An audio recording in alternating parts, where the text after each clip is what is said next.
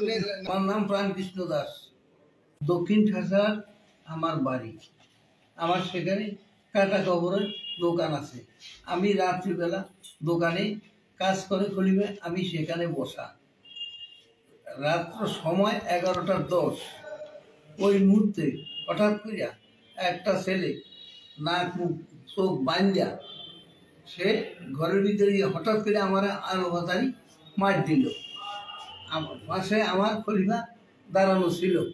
আমি মায়ের ঠেলা পড়ে গেলাম, পড়ে আমি একটু নার্ভাস হয়ে আমি চোখ মুখে কিছু দেখি না, আমি অজ্ঞান হয়ে গেলাম। তারপরে চিৎকার বাৎকার শুনিয়া আমার ভাই বাসার থেকে সবাই এসে, আশেপাশের লোকজন আসে, আসছে তারা আমার টাইনা গাড়িতে উঠাইল।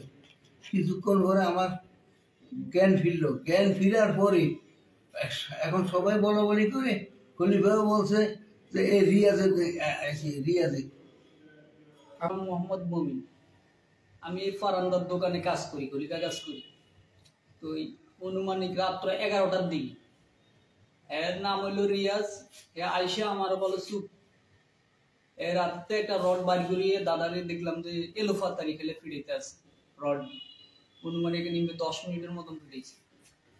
ফিরে একদম রক্তাক্ত করি, পিডা শেষ। তারপরে চলে গেছে। পরে সিটি গেছি, তারপরে দিয়ে মানুষ জনাইছে।